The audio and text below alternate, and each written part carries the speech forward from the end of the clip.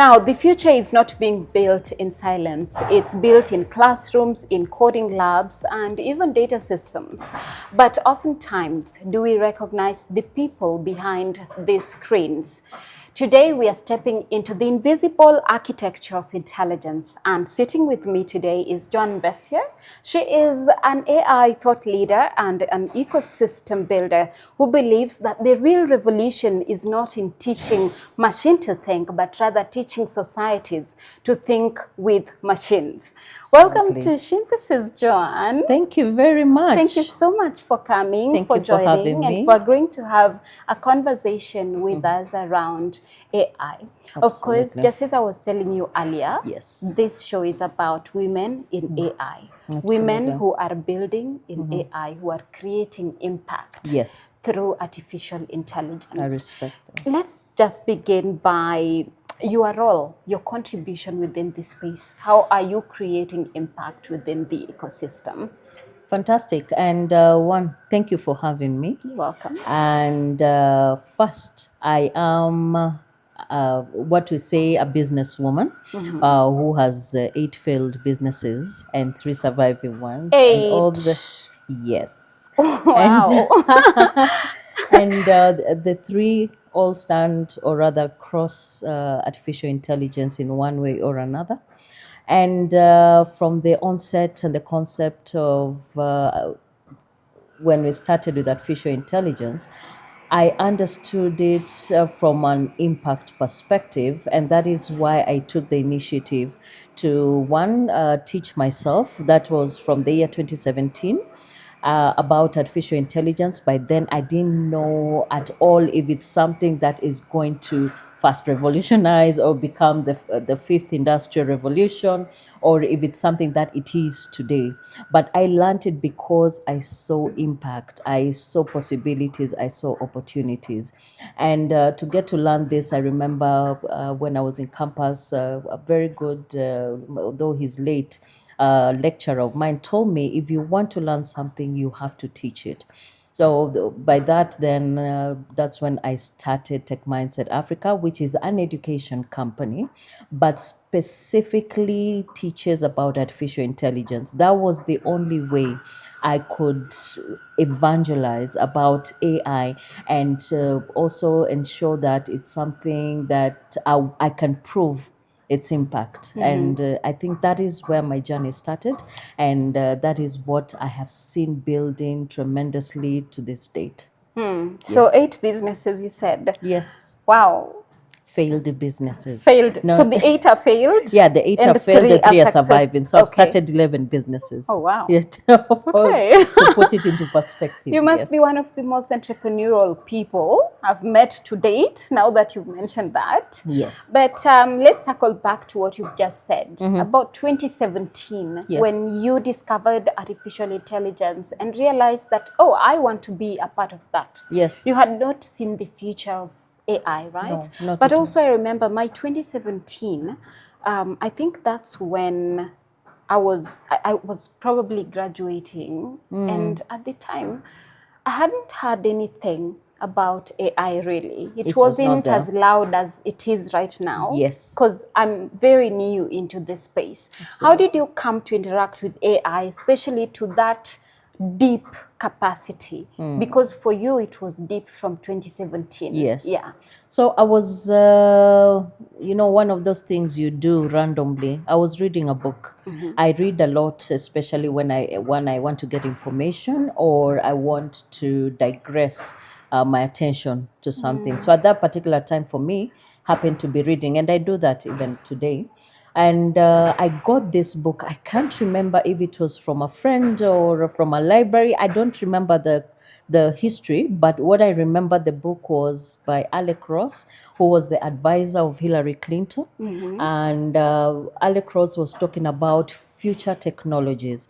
So, the way you take a book just to synthesize a process. Synthesize. Synthesize a process. It's relevant to this.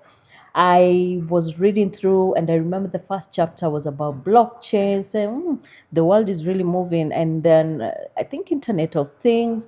And then at the middle, at the center, intentionally or unintentionally putting it there, they talked about artificial intelligence. So when I was reading through it, it got my attention. The reason it got my attention, and this has nothing to do with racism or different countries. I was just curious, why would an American talk about agriculture in Africa, give examples like Kenya, Uganda, Nigeria, Sierra Leone? Those were specific countries that were being talked about. And you were talking about this technology that can identify a full farm, identify weeds in the middle of a cocktail of plants, be able to remove and spray precisely, and not only that, be able to till land and also tell about the weather. And they were not talking about other countries, they were talking about Africa. And I said, is that technology that can use a normal camera lens, identify weeds that a human eye cannot identify, and be able to spray a killing spray and remove it in seconds? So I said, no, these people are joking. I think they're playing with their brains. So I went back to the chapter. It was called Precision Farming at that particular time. I read it through again, and I went online and started researching through Google at the time. And I remembered as I said, what my lecturer told me. I remember one of my greatest lecturers saying, if you want to understand something, you have to teach it, right? So I went online. I'm an introverted person, by the way. And by then I was only on Facebook. I don't even remember if Instagram was on or there or not. But I think it had taken me about 10 years before I got online.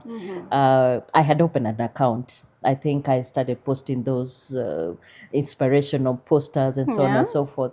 But then this time when I went on Facebook, and if you look through my personal Facebook page, I asked, does anyone want to understand artificial intelligence from a non-technical perspective? Because one, I do not have a background in technology. I do not have any coding skills. I am a financial manager by profession. So when I was doing that, the way Alecross explained it, it was not from a technical perspective. Alecross wrote it from a point of impact. And I said, if it can work for agriculture and it's a camera lens, you can imagine how many use cases a camera lens can be. So I started researching, and by then in Kenya, there was not even in Kenya, in Africa, there was not any institution that was offering artificial intelligence. It was silent at the time. I was burning inside. I can't explain, but I was burning to know more about. I was looking for articles, anyone who has written anything, and then I came across, when I was doing my research, I came across a movie by Alan Turing. It's called it's known as Enigma, but the name of the movie is something different. Then I discovered that AI was started in the 1950s and so on and so forth. Now, with that particular journey, I took it upon myself to start understanding and building from a non-technical perspective. And when I went online, I asked people, do you want to understand AI from a non-technical perspective? Now, this is 2019. After my research and self-education, I got about 50 people at the end of 2019. That was during the COVID. Who were interested to understand this thing called AI. And out of those 50, I think about 48 had no technical background. And then I realized I'm not alone. But I said, because this is the time of COVID and people are in lockdown, this might not be the most genuine feedback that I can receive. I said, I will do the same January when people are intention to go back to work or go to school or start learning online. If someone gives you their attention, On the first week of January, then you have something going. So I did the same. I went still on Facebook. When I speak on Facebook, someone knows I have something to say because I do not do the social medias, selfies and talking and everything. So when I Okay. was speaking, then people were paying attention. What is Joan doing online? What is she talking about? So when I did it on the first week of January, and I remember this was from the second, third there, I got an extra 83 responses. So I thought, okay, there's something here. People need to be taught. I need to educate, but I do not have a strong background. So immediately I registered with the first cohort in the world that was given AI for businesses by Wharton School of Business. And I registered for the first course in the first group. And I think I was the only black person. And there were several women, but they were white. There was an Indian as well. But when we were learning about artificial intelligence, I was learning selfishly to go back and talk to the crowd, the 50 and the 80. There were about, I think, 135 by then who were waiting for me to teach them, right, on something I didn't know So you've about. posed that after the question. Yes. And here you are registering a course. That's Yes. 3 months or 6 months? That's 3 months. 3 months. Yes. So you took 3 months to study, to No, learn. the course was 6 months, but I took 3 months, an extra 3 months to prepare content and teach it. So 9 months? Yes. So it took me another 9 months. So the year 2020 was registering the business and starting classes for free. All right. So I registered and I started talking about it. And the more I talked about it, the more I had to go back and do research. And when I was doing my thesis paper, I was getting case studies from my own class. And by the time we were done with the class, we had the first 5 AI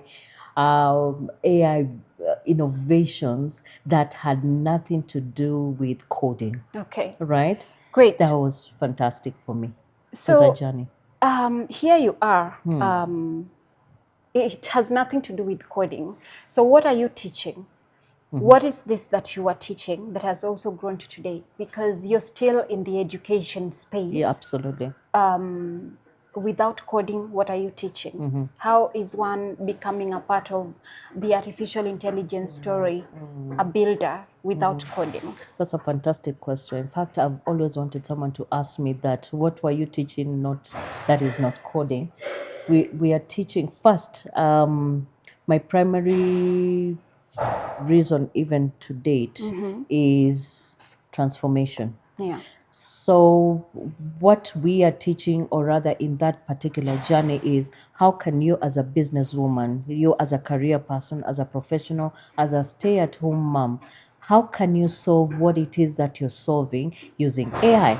Because I discovered that you can help thousands of small farmers as a result of AI, and they don't have to know AI. All they need is a mobile phone, and it doesn't even have to be a smartphone. All you need is a text message that tells you that tomorrow it's going to rain. You need to plant specifically carrots because in 3 months there's going to be a market for it. So when you expound on that, there's this mother who wants to know how to when to feed a baby, immediately they're born. So how can you use artificial intelligence in that aspect to predict, based on the feeding patterns of that child, when they're going to start, winning and so on and so forth. Another one, and I remember this is just a case study to emphasize what we teach, just as a proof of concept, is there's a lady who was in my class, had just lost her mother, and she's a grief consultant, and that was very hard for her. She was either to drop off class and go and attend, but I told her, look, you're going to a world, you're a grief consultant, let's figure it out. And I said, what do you want to change, especially now in the time of COVID-19? You cannot bury your mother. How would you create a solution for that? And as a result of understanding AI, she came up with bot hands. You see, when you're burying a human being and underground, when you're rolling it down, they are usually metals. But at the time of COVID-19, that was not possible because of the, the virus and so on and so forth. So she came up with hand robots, and she drew it, at the time digitally.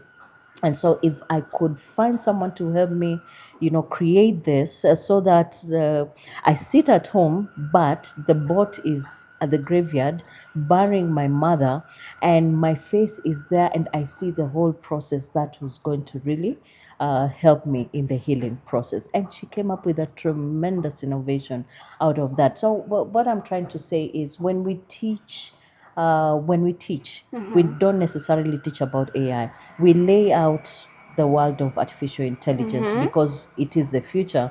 And then we let you bring in your challenges to solve at whatever capacity. Because if you're not able to solve any problem using AI, then we have failed. Yeah. But when you're able to solve, then our work is done. Yes. Spoken like a thought leader,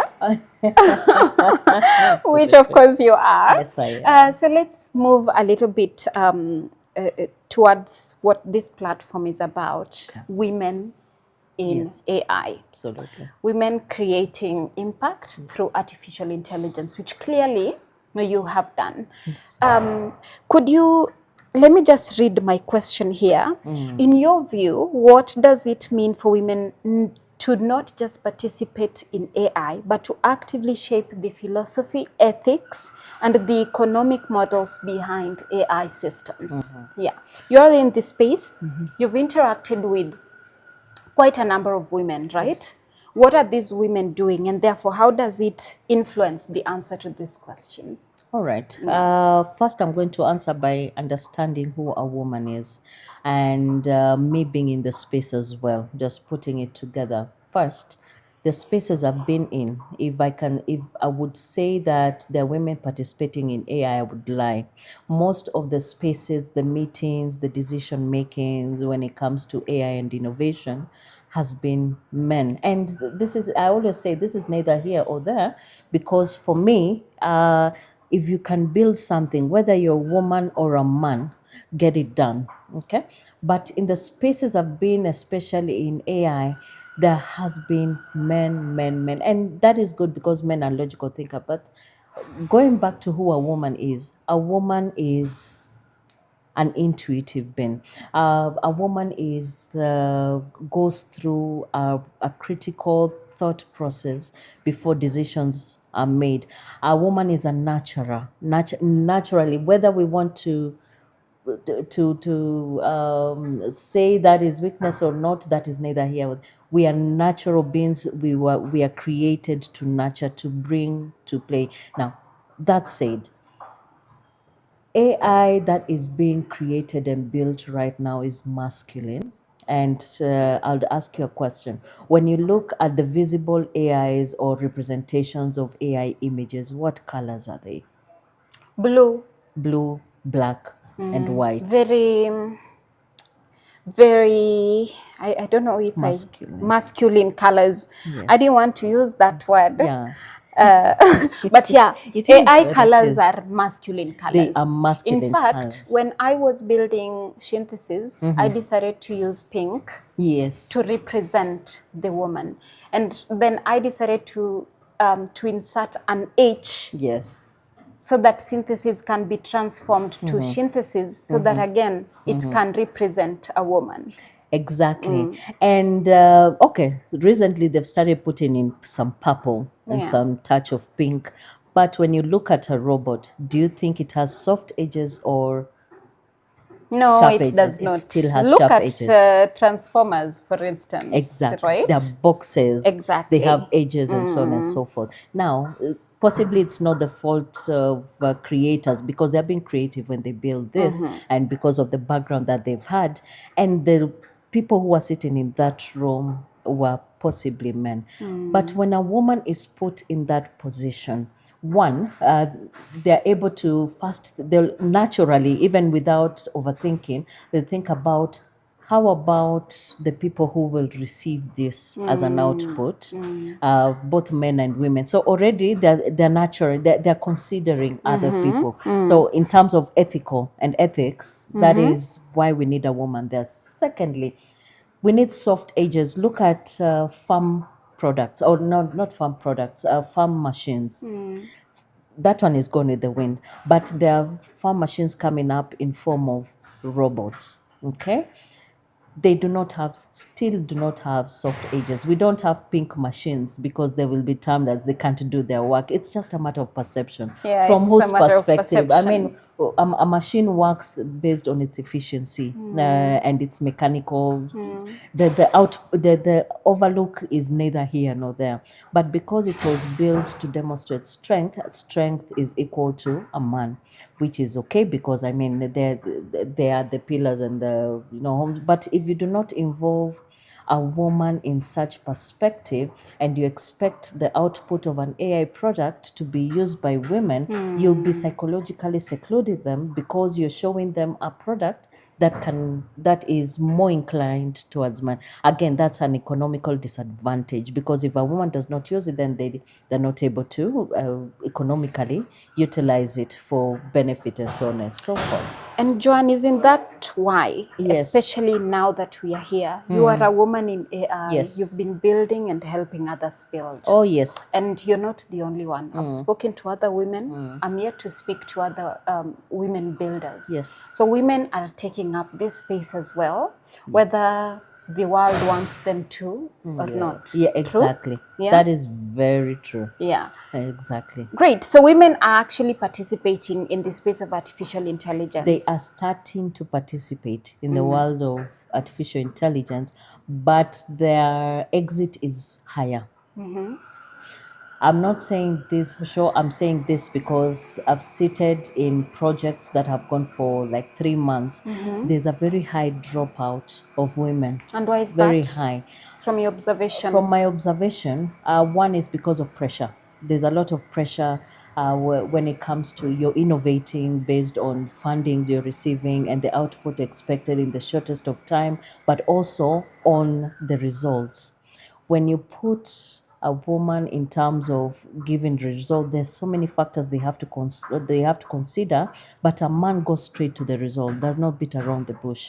They go logically and they want it done. So if you're sitting in a space where decisions have to be made, a man would not understand why you're beating around the bush considering ABC, say we have expectations, we need this to be done, you either flow with it or you get out, so there's that pressure whereby women's intuitive considerations are not considered when building products. So how can so women survive in this space with all these aspects considered? is to put their foot down, because I would not, and I'll tell you, I have been in fire situations, whereby I sit down and say this product is not going to go out if it's like this. All right. When I can see that it's going to, for example, harm a child, especially when they utilize it, because I know my children are going to be the benefactors. I might not be completely affected by AI. But if I know you're building something that this particular child is not going to have a job or is going to be harmed because of attention with the screen, I will not have that product no matter how much we have been paid. So I put my foot down. I say, am I a decision maker in this? I will not put my signature in that, and so on and so forth. But how many people, how many women have that patience and mettle to wrestle with men and so on Very and so few, forth? very few. Yeah. And it's a disadvantage that's running across industries, because we have these industries that have also been termed as male-dominated industries. For instance, if you look at the construction ecosystem, it's also a male-dominated industry. And for a woman to be able to manage or survive that space, then it means they have to put their foot down, as you've said, or they have to do as much as they can. They have to build the muscles so that they can deliver just as much as a man can. But we do not think that a woman by strength is actually a weaker gender, and that's a fact. Yes, it is a fact, and this is what I tell women, especially the ones that we work with. Sometimes when you're fighting with a man, you don't have to use muscles; you use your head. For example, if a situation only can be, seen from a man's perspective, accept it. But when it's coming out, ensure you work around it to get it done in a woman's way. And I've gotten away with so many of those. Yeah. Whereby I work with you, I agree with you, but when I'm building from my end, I just ensure that there are areas that are attached that are softer You're to the leaving your output. I leave marks. my marks in footprints, but Yeah. they don't have to be visible. Yeah. At the end of the day, I don't need the glorification, because the reason I've been doing what I do is so that I see the one who is using AI is considered and, of course, is impacted. I don't need the credit, but I need to see that that has been done Joan, safely. we need the credit. Because it's only through that credit does the world recognize the work done by a woman. Does the world recognize the curves that have been laid in by a woman? So please do not do it and say you don't want the credits, because then again we lag behind. The men will take the credits. They will. They do. They have. They do. True or It's true. false? Very true. I Yeah, agree with they you. have. Yeah. Great. So I think we've come to the end of our discussion. Oh, But there's okay. this question that I really wanted to ask, Please. because you're in the Yes. space of education. Do you believe that African education systems are currently producing AI users, AI thinkers, or AI architects? How do you see our education system right now? Even right now, we are battling the CBE. Would it represent what AI education is or stands for? Is the system preparing the young people to survive in the future that is all about artificial intelligence? I would say not yet. And my reason is very simple. The ones who are being educated are already way ahead in terms of AI, because it's already in the system, it has already been democratized. But the ones who are teaching are not equipped already yet. And it is not anyone's fault. It is the system, right? The system that has been built or created is the system that has existed for over years, possibly has been called different names. So I would say that we are not yet there, but at an individual perspective, I would say that the students are ready, they just need molding. All right. So we ought to be careful with what our generations, how they're utilized, not that they're not utilizing. They know about AI, how they're utilizing, and at that isn't being utilized even beyond the boundaries of cities. Yeah, the rural children, for some reason, actually know about AI. Yeah, but they do not have the resources, they do not have the tools. So for me, it is not yet, it has not been intentional. As much as Kenya, we have launched the 2030 strategy, I still believe there's a lot to be done and considered in terms of resources and priorities. I'll say when Kenya is 80%, the 80%, don't even have to go 100%, 80% digitized, then from that particular point, I think we will be ready. And Joan, you've been sitting in rooms with these policymakers, Yes. people who get it done. Are they keen to establish systems and structures that would take us to the next level in the They new world? they are keen on catch up. They are not keen on the result. For example, there's so many rooms I've been in where policies have been adopted externally. They just say, just bring that policy. We don't need a lot of. You don't read if this is for Kenya, if this is for an African. They don't read. We need to Would get it this work for done. Kenya? Do we have the infrastructure to stabilize it? Do they look at such? They don't look at the resources we need to adopt it and customize it. Yet they establish it at a general perspective to get it done. All right. But if and Kenya is doing that right now. It has bodies like ICTA is doing that, and so on and so forth. But we are benchmarking. We are still benchmarking, which is good. Possibly we are doing something about it. But the people sitting in the room have no idea on what AI is. So how do you give from an empty cup? So what do we do, Joan? I mean, clearly. Education, education, education. I'll just say, like the way I was taught. If you want to get ahead or learn something, you have to educate yourself. That is all.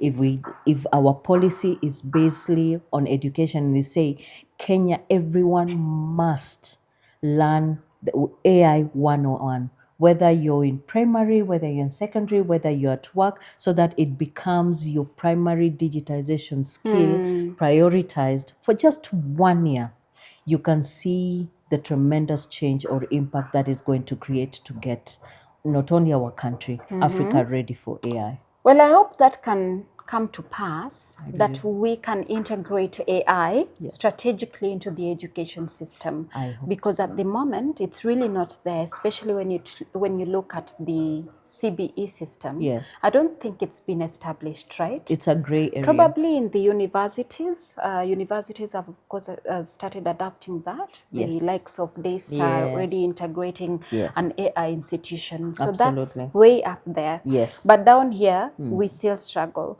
So, And it's good.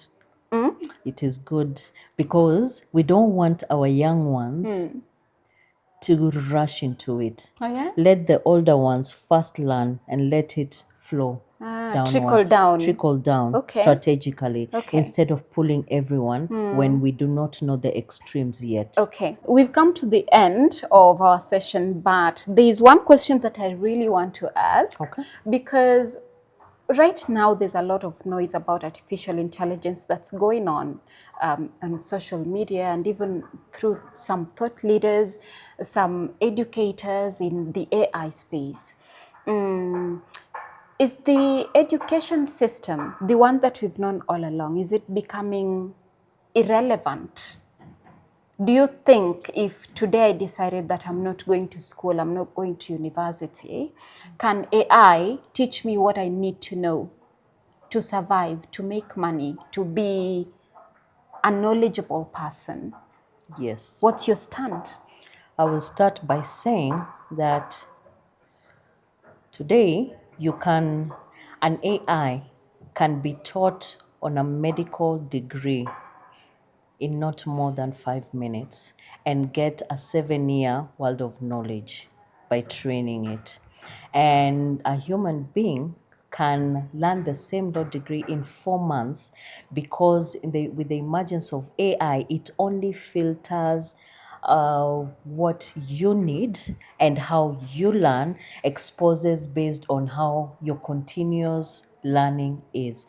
So the current education system is irrelevant until the point where someone somewhere identifies that, because a person who is in the suburbs of Timbuktu, or another one in the city of Ghana, right, can be exposed to the same mathematical formula or statistics, let's just give a title to it, and be taught the same way, learn differently, but they get the same objectives at the end of the day.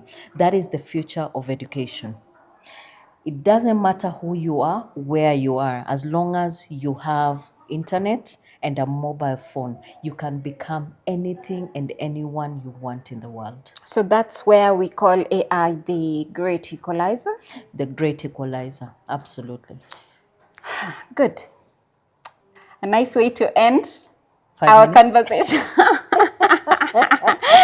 Yeah, so thank you so much for coming again. I think it's the second time I'm saying that. And it's always really, really great hearing from you. I think as a thought leader in the AI space, there's quite a lot that you have to share. And I don't think we even got to we haven't scratched the surface. We have not scratched the surface. there are other opportunities, and I Absolutely. believe we shall still call you in, Yes. and we shall discuss a lot more No, together. thank you. Thank Yeah. you. And I commend you for Shenthesis. She's in this. She's in this? Yes.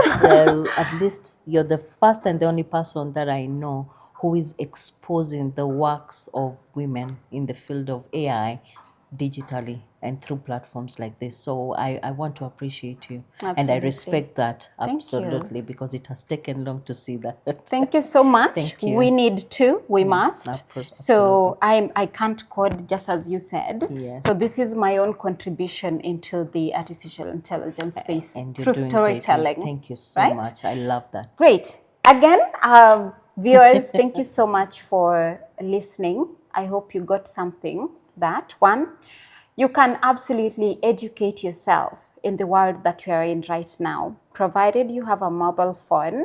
Just get a little data and get yourself educated in anything you want to know. It doesn't matter if it's education in itself, health, law, anything. You can teach yourself whatever you want to know, and you can begin to build and innovate within the artificial intelligence space. So don't wait, become a builder. This is Shenthesis, and my name is Awardongo. Until next time, bye-bye.